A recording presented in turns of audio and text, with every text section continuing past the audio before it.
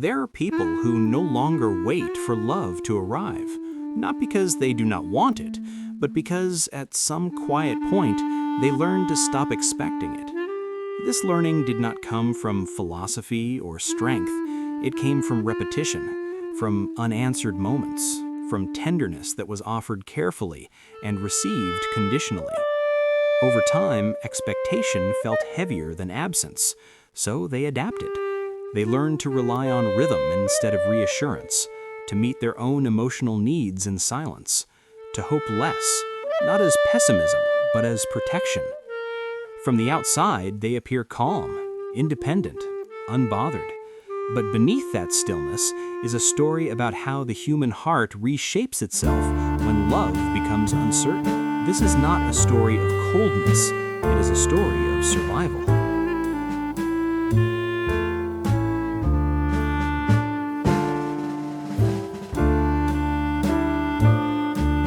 There is no single moment when this realization arrives, no dramatic ending, no final conversation. It appears gradually, like a habit forming, unnoticed. A person begins to observe that anticipation no longer rises in their chest the way it once did. Messages are read without expectation. Silence no longer startles the nervous system. Compliments are received politely, but they do not sink in. The emotional body stays neutral, prepared, composed, unmoved. At first, this feels like maturity, a sense of emotional balance, independence. There is pride in not needing reassurance, in not leaning too heavily on anyone. They tell themselves this is strength. But underneath, something quieter is happening. Hope has become restrained. Not erased, just lowered, adjusted to a safer level. They stop imagining future tenderness, stop assuming someone will show up emotionally, stop waiting for care to arrive without being asked for. Expectation begins to feel like an unnecessary risk, a setup for disappointment. So the heart recalibrates. This recalibration does not come from bitterness, it comes from memory, from patterns that repeated just enough times to teach a lesson without ever stating it clearly. When care was inconsistent, when affection arrived with conditions, when vulnerability did not reliably meet warmth. Eventually, the emotional system learns that wanting too openly costs too much, and so the wanting changes shape. They still desire connection, but they no longer lean toward it. They still feel affection, but they do not assume it will be returned. They still love, but quietly, privately, without expectation. From the outside, this person seems composed. They're rarely demanding, rarely jealous, rarely expressive about their needs. They do not ask for reassurance. They do not chase clarity. They let things be ambiguous without protest. Others may describe them as low maintenance, emotionally stable, easygoing. What goes unseen is the emotional math behind this calm. Every interaction is met with an internal awareness. Nothing is guaranteed. Every connection is approached with a gentle emotional distance, not coldness, but caution. They have learned that the safest emotional posture is neutrality. This recognition often arrives in small moments, when they notice they no longer feel disappointed when someone forgets them, only unsurprised. When they realize they expect relationships to fade rather than deepen. When affection feels pleasant but temporary, like something borrowed rather than owned. There is grief in this realization, but it is subtle, not sharp enough to cry over, just heavy enough to settle into daily life. They may not consciously think, "I stopped expecting love." Instead, they think, "This is just how things are." And this is what makes the pattern difficult to see, because the absence of expectation does not feel like pain, it feels like control. By expecting less, they protect themselves from the emotional swing between hope and disappointment. They regulate their nervous system by lowering emotional stakes. Love becomes something optional rather than essential. Yet something inside still notices the cost. Moments of tenderness feel distant, as if observed through glass. Praise does not linger. Affection does not anchor. They may find themselves emotionally present but internally braced, available but not fully open, engaged yet holding something back that they cannot quite name. This is not emotional numbness, it is emotional management, a careful pacing of hope. The recognition, when it finally becomes conscious, is often quiet and unsettling, not because it feels tragic, but because it feels true. They realize they are no longer waiting to be chosen, no longer expecting to be deeply seen, no longer assuming that love will arrive without effort or negotiation. And in that realization, there is both relief and loss. Relief from disappointment, loss of innocence. This chapter is not about judgment. There is no failure here, only the human capacity to adapt, to learn, to survive emotionally. The heart does not stop expecting love because it is weak. It stops because it has been paying attention. This pattern does not begin with heartbreak. It begins with learning. Long before romantic love enters the picture, the emotional system is already studying the world, watching, recording, noticing what happens when closeness is offered, what happens when it is needed. For many people who later stop expecting love, early relationships were not cruel, but they were uncertain. Care arrived, but not consistently. Affection existed, but it fluctuated. Attention came and went, often without explanation. As a child, this inconsistency does not register as neglect. It registers as confusion.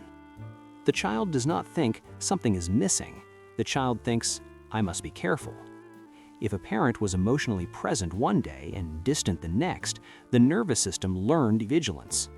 If love appeared conditional, rewarded for good behavior, silence, achievement, or emotional restraint, the child learned performance. If emotional expression felt inconvenient to others, the child learned containment. None of this required words. The body learned through repetition. Over time, a quiet internal rule formed. Do not expect emotional reliability. This rule was never conscious. It lived in tone, timing, and anticipation. The child learned when to speak and when to stay quiet, when to need and when to manage alone, when to hope and when to lower expectation before disappointment arrived. Lowering expectation became self-regulation. What looks like emotional independence later in life often began as emotional adaptation early on, the ability to self-soothe, to detach quickly, to not ask for too much. Adults praised this. You're so mature. You don't need much. You're strong. But what was being reinforced was not strength. It was emotional self-sufficiency developed too early. Love in this environment was not unsafe, it was unreliable. And the human nervous system responds to unreliability by reducing emotional investment. This is how the heart learns restraint. Not because it doesn't want connection, but because connection feels unpredictable. As this child grows, the emotional system carries these lessons forward. Romantic relationships later feel strangely familiar, not because they replicate exact events, but because they recreate the same emotional uncertainty. Waiting for replies, wondering if closeness will last, sensing emotional withdrawal before it happens. Eventually, the system adapts again. If love cannot be counted on, stop counting on it. This is where expectation begins to fade. Not suddenly, not dramatically, just gradually, through repeated emotional letdowns that confirm what the body already suspects. The adult may not consciously remember childhood moments of emotional inconsistency. They may even describe their upbringing as fine, loving, normal, because nothing obvious was missing. What was missing was reliability. And reliability is what teaches the nervous system to relax into expectation. Without it, the system stays alert.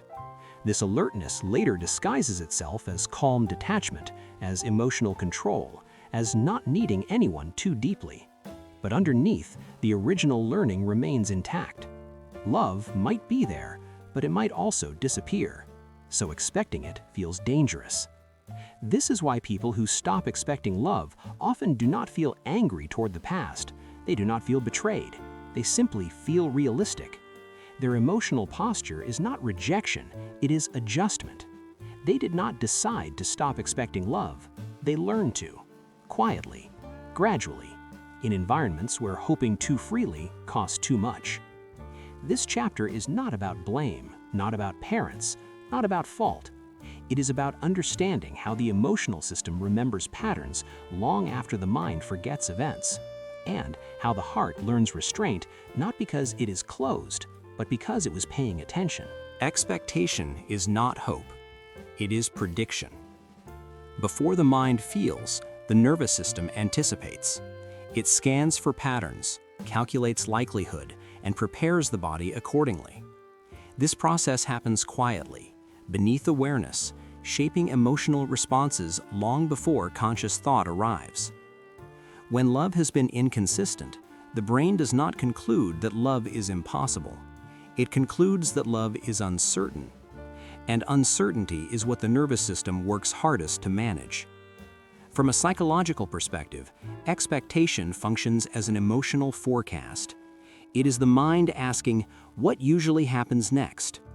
The answer to this question determines how open or guarded a person feels. If care has arrived reliably, expectation feels safe. If care has arrived inconsistently, expectation feels risky. So the system adapts, not by eliminating desire, but by lowering prediction. This adaptation often aligns with avoidant or disorganized attachment patterns, not as diagnoses, but as learned emotional strategies. These strategies do not arise from a lack of feeling, they arise from a desire to remain regulated. The brain prioritizes emotional stability over emotional fulfillment. When someone stops expecting love, they're not giving up on connection, they're reducing emotional volatility. By expecting less, the nervous system protects itself from repeated disappointment. Neuroscience shows that anticipation activates the same neural pathways as reward. Hope lights up the brain.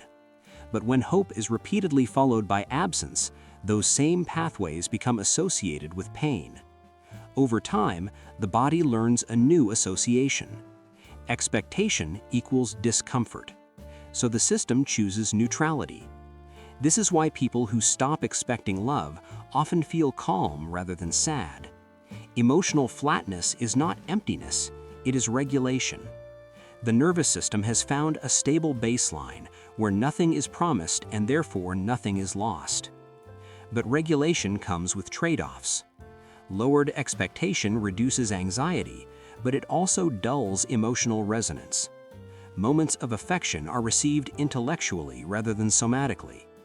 Compliments are acknowledged, but they do not settle in the body. Care is noticed, but not fully absorbed. The system stays slightly disengaged even in closeness. This is not a conscious decision, it is a somatic one. The body remembers that leaning too far forward emotionally once led to hurt, so it maintains a careful distance. Not withdrawal, just restraint. Psychologically, this creates a pattern where desire exists without anticipation. The person wants love, but does not assume it will stay. They engage without emotional projection. They remain present without emotional investment. This can look like emotional maturity, but internally it is emotional forecasting shaped by history. Another layer of this psychology involves predictive processing. The brain continuously updates its models of the world based on experience.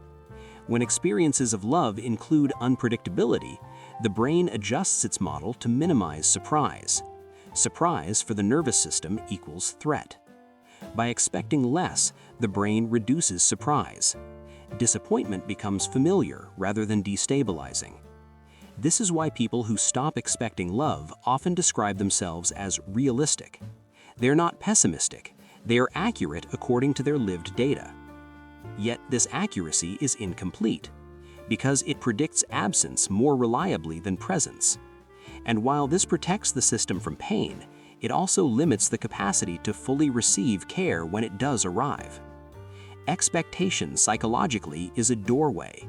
When it closes, connection can still occur, but it does not enter as deeply. This chapter is not about changing this mechanism. It is about seeing it clearly.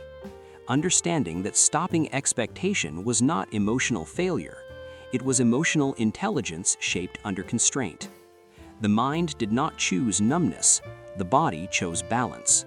And balance in an unpredictable emotional world often meant learning how to expect less than the heart truly wanted. Even after expectation fades, desire remains. This is one of the quietest contradictions in the human emotional landscape. The capacity to want connection deeply, while no longer reaching for it instinctively. People who have learned to stop expecting love do not stop feeling, they stop leaning. They still notice warmth. They still feel drawn toward closeness. They still imagine what it might be like to be understood without effort. But when these moments appear, something subtle intervenes. Not fear, not avoidance, restraint. The body hesitates where it once moved forward. The emotional system pauses before vulnerability fully opens. Desire is felt, but held. This restraint is not conscious, it is remembered. The nervous system remembers that wanting too openly once led to disappointment, that reaching created exposure, that leaning forward emotionally made the fall harder when connection withdrew. So the system adjusts its posture. It allows wanting, but without momentum. This is why these individuals often appear emotionally available, yet difficult to reach. Present, but not fully exposed. Caring, but not emotionally dependent. They may love deeply, but quietly. They may care intensely, but privately. They may feel longing, but internally. Expression becomes selective. They share thoughts, but not hopes. They show interest, but not need. They offer warmth, but not expectation. This creates a particular kind of loneliness. Not the loneliness of isolation, but the loneliness of containment. They are connected, yet unseen in certain ways. Involved, yet emotionally braced. Their inner world remains largely unrequested, and therefore protected. This internal contradiction often produces confusion. They ask themselves why closeness feels both comforting and exhausting, why intimacy feels desirable but destabilizing, why they crave connection but relax when it fades. The answer lies in emotional memory. Wanting is still safe, reaching is not. Reaching implies reliance. Reliance implies vulnerability. Vulnerability implies uncertainty. So the system stops before it reaches that far. This pattern often shows up as emotional self-sufficiency. They do not ask for reassurance. They do not demand clarity. They accept ambiguity more easily than others. From the outside, this looks like emotional strength. Inside, it is emotional calculation. They have learned to manage disappointment by preparing for it in advance, by assuming that emotional closeness may not last, by keeping a small part of themselves separate. This separation is not rejection, it is preservation. Yet over time, this dynamic creates tension, because desire does not disappear. It waits. It accumulates quietly. It surfaces in moments of unexpected tenderness. It reveals itself in private longing rather than shared vulnerability. They may fantasize about being fully seen without actually stepping into visibility. They imagine closeness without assuming it can be sustained. And when connection ends, they tell themselves they expected it. This reduces pain, but it also confirms the pattern. The heart remains cautious even when the world offers something different. This chapter is not about resolving this contradiction. It is about honoring it. Understanding that wanting without reaching is not emotional dysfunction. It is the body's attempt to hold desire without destabilization. It is the compromise between longing and safety. The emotional system is not refusing love. It is waiting for proof that reaching will not require self-abandonment. Until then, desire remains quiet, contained, and careful. Not because the heart is closed, but because it learned that staying slightly back was the only way to keep feeling at all. Awareness does not arrive with clarity. It arrives with unease. A quiet discomfort begins to surface, not in relationships, but within the self. Something feels repetitive, predictable, too familiar. Emotional endings no longer shock, they confirm. This is often when the question emerges: when did I stop expecting to be loved back? The question does not sound dramatic. It does not accuse. It simply notices. At first, the mind resists it. There are explanations ready: independence, realism, emotional maturity. The language of control is familiar and comforting. But the body knows something else. The body notices how anticipation has gone quiet, how compliments no longer linger, how affection is received politely, then released. This awareness grows in small moments, when someone pulls away and there is no protest, when closeness fades and there is relief mixed with loss, when desire arises but is met with immediate self-containment. The person begins to see a pattern, not in others, in themselves. They realize they prepare for disappointment before it happens, that they lower emotional expectations automatically, that they accept emotional distance without negotiation. This realization does not feel like failure, it feels like recognition. They begin to understand that the absence of expectation was not indifference, it was grief that settled into habit, hope that learned how to stay quiet. This is often the first moment compassion enters the story, not toward others, but toward the self. They see that they did not stop expecting love because they were unloving or detached. They stopped because expecting cost too much for too long. The heart adapted. This awareness softens the internal narrative. They stop calling themselves too guarded. They stop labeling themselves as emotionally unavailable. They begin to see the logic behind their restraint. And in that understanding, something shifts. Not behavior, not expectation, perspective. They realize that emotional distance was not a personality trait, it was a strategy, one that once protected them when emotional environments were unpredictable. This does not suddenly make vulnerability easy, but it makes self-judgment unnecessary. They no longer see their restraint as brokenness. They see it as intelligence shaped under emotional constraint. This awareness also brings a subtle grief. Not grief for specific people, but grief for what might have been possible if love had felt more reliable. They may notice sadness for the version of themselves who learned to hope quietly, who learned to expect less than they wanted, who learned to stay composed in the face of emotional uncertainty. This grief is gentle. It does not overwhelm. It does not demand release. It simply exists. And importantly, this awareness does not push toward change. There is no urgency here, no requirement to open up, no demand to relearn expectation. Awareness does not fix, it witnesses, and in witnessing, it creates space. Space where emotional patterns can be held without judgment, space where restraint is understood rather than criticized. The moment of awareness is not the beginning of vulnerability, it is the beginning of kindness. Kindness toward the nervous system that learned how to survive, toward the heart that learned to expect less in order to keep feeling at all. This chapter is not about transformation, it is about seeing the truth without needing to escape it. And that alone, being able to name what is happening without blame, is a profound emotional shift. Because when expectation is understood, it no longer feels like absence. It feels like a choice that was once necessary, and choices that were once necessary deserve respect, not shame. Healing in this context does not begin with hope. It begins with permission. Permission to remain exactly as one is, without pressure to open, to trust, or to expect differently. People who have learned to stop expecting love often believe that healing means reversing this pattern, becoming more open, more vulnerable, more emotionally available.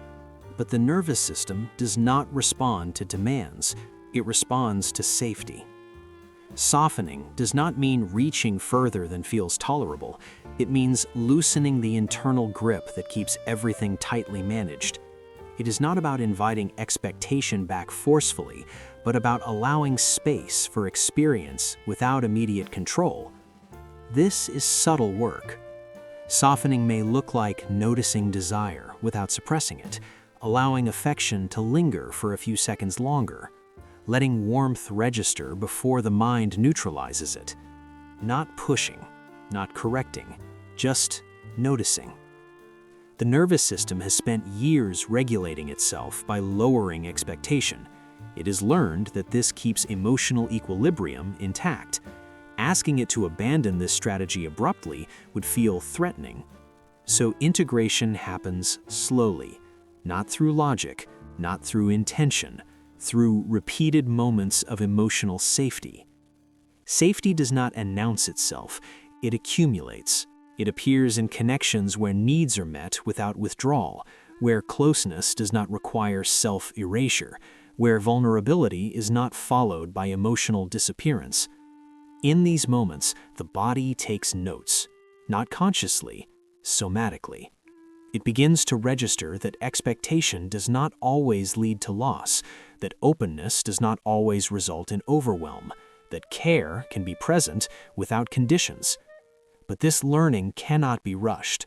Softening without forcing means allowing the nervous system to test trust in small doses, to approach closeness incrementally, to retreat when needed without self-criticism.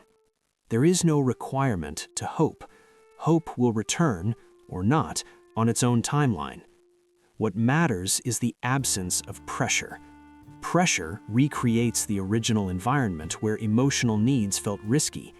Safety, by contrast, invites curiosity rather than defense.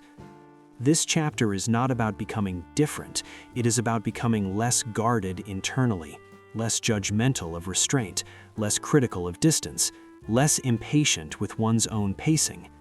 Softening may also involve grieving without drama, grieving moments of unmet care, grieving times when expectation had to be abandoned, grieving the effort it took to remain composed. This grief does not demand expression, it does not need resolution, it simply needs acknowledgement. And in that acknowledgement, something relaxes. The heart does not suddenly expect love, but it becomes less vigilant against it. This is the paradox. When expectation is no longer demanded, the nervous system feels safer allowing possibility. When pressure dissolves, openness becomes less threatening. Integration is not about returning to innocence, it is about developing discernment without defensiveness. The person does not become naive, they remain perceptive, but they are no longer braced against disappointment in advance. Softening allows emotional experience to land more fully, even when it is imperfect. Affection is felt without immediate detachment. Care is received without being minimized. Connection is allowed to matter without guarantee. This does not mean pain disappears. It means pain is no longer preemptively avoided at the cost of connection. Softening without forcing is a quiet agreement with oneself. To stop treating expectation is a threat, to stop policing desire, to stop managing emotions as if they are dangerous. The nervous system does not need to be convinced, it needs to feel met. And when it does, even briefly, it learns that expecting love does not always lead to loss. Sometimes it leads to presence, and presence is enough. Some hearts do not expect love, and yet they continue to carry it. They do not chase it, they do not demand it, they do not depend on it for survival. And in this, there is a quiet dignity. What remains is not absence. What remains is resilience. A capacity to feel deeply without being destabilized, a readiness to give tenderness even when reciprocity is uncertain, a patience with the world and with oneself that others may mistake for indifference. These people have learned a profound truth. Love cannot be guaranteed, it cannot be predicted, it cannot be forced. And yet it still exists, sometimes in small moments, sometimes in fleeting gestures, sometimes quietly in the spaces between. They understand that love, when it arrives, is not a reward for perfection. It is not validation. It is simply another human being choosing presence, choosing consistency, choosing to meet a heart that has learned to be self-sufficient, yet still quietly open. What remains is self-respect, a recognition that emotional survival is not a crime, that lowering expectation was never a failure, but a form of wisdom, that protecting the heart is not coldness, but intelligence. And within that intelligence, the capacity for love endures. They can recognize tenderness without leaning too far forward. They can receive care without clinging. They can hope without demanding. They can grieve without collapsing. And they can offer love without expectation that it must be returned in kind. This is a rare and quiet strength, the ability to hold longing without shame, to hold desire without pressure, and to hold the heart without attachment to outcome. It is a strength that emerges not from indifference, but from attentiveness, from memory, from repeated observation of what works and what does not, from the body learning to survive emotionally and the mind learning to respect that survival. Some may call this detachment. Some may call it stoicism. Some may call it caution. But it is none of these things. It is dignity. It is the knowledge that love is not owed, yet love is still possible. It is the recognition that hearts do not break once. They adjust. They survive. They endure. They soften quietly over time, without ceremony, without fanfare, without urgency. And in this endurance, there is space for wonder, space for connection that arrives unbidden, space for tenderness that is given freely, space for the subtle joy of being fully present, even if the world remains inconsistent. The story does not end with expectation returning or with vulnerability being effortless. It ends with presence, with understanding, with a quiet, unshakable awareness that the heart, even when careful, is capable of love. And sometimes that is enough. Because what remains is more than survival. What remains is the capacity to feel, to hold, to see the beauty of human connection, fleeting or lasting, anticipated or unexpected, without being undone. This is what endures in people who learned to stop expecting love. Not emptiness, not resignation, but a steady, gentle, unwavering ability to meet life, emotion, and other hearts with both caution and openness.